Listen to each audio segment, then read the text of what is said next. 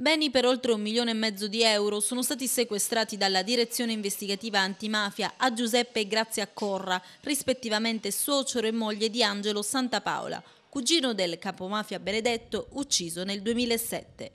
Il corpo carbonizzato di Angelo Santapaola, 45 anni, fu trovato dai carabinieri il 1° ottobre del 2007 in contrada Monaco di Ramacca, insieme a quello di Nicola Sedici, di 31 anni, che aveva sposato una cugina del boss.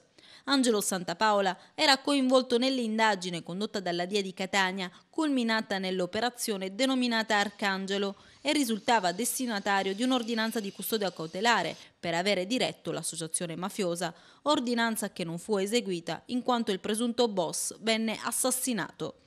Il provvedimento di sequestro ha riguardato 16 immobili a Catania, uno ad Augusta nel Siracusano, oltre a diversi conti correnti per un valore stimato intorno ai 250.000 euro.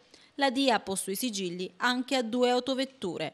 Il sequestro è stato emesso dalla sezione misure di prevenzione del Tribunale del Capoluogo etneo e l'intera operazione ha avuto lo scopo di colpire il patrimonio di Angelo Santapaola, secondo gli investigatori accumulato illecitamente, in applicazione della nuova normativa che consente di aggredire il patrimonio dei mafiosi anche dopo la loro morte.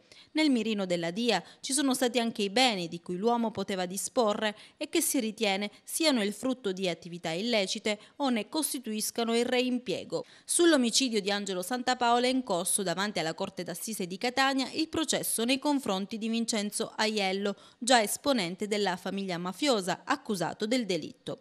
Le indagini di natura economico-finanziaria realizzate tra il 2000 e il 2011 hanno permesso di identificare una serie di beni che, anche se formalmente intestati a parenti, sono, secondo gli inquirenti, riconducibili al clan Santapaola.